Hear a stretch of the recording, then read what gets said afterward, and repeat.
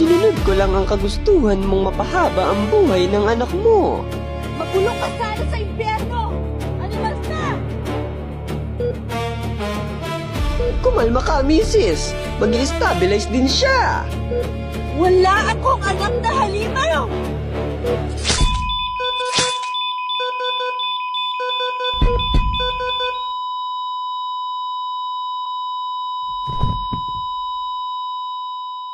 Anong ginawa mo? Sinabi ko sa iyo mag-i-stabilize din siya. Pagod na rin akong magbantay, mag-asikaso, gumastos, tapusin na to once and for all. Mas mabuti na to kaysa mag-alaga pa ako. At ikaw, sisiguraduhin kong mabubulok ka sa kulungan. Eddie, problem solved. Makakakuha pa ako ng pera sa insurance. Saklolo! Tulungan niyo ako! Pinatay ang anak ko!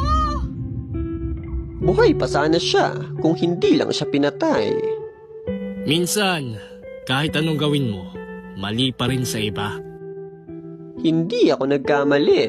Hindi lang nila ako naiintindihan. Grabe! Ikaw pala yung doktor na iiwasan ko eh. Huli na para doon.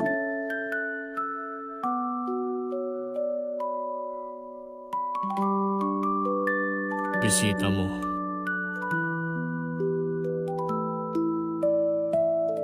Nandito ka pala. Asawa ko. Inabot pagkain. Hello po. Kain po tayo. Sige lang, misis. Nice. Pag-ibig nga naman. Nakakatuwang pagmasdan. Wow! Dala mo na naman yung paborito ko. Yung gawa mong burger patty. Peter, kabuhanan ko na. Malapit na akong manganak. Ang laki na. Oo, Peter.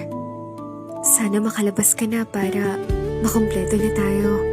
Kung magiging lalaki siya, tatawagin ko siyang Peter. Para maging junior, di ba?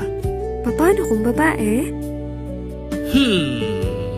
Kung babae naman, tatawagin ko siyang patty. Paborito ko kasi itong burger patty mo. Ang sarap eh. Sige na sige. Bolero ka talaga.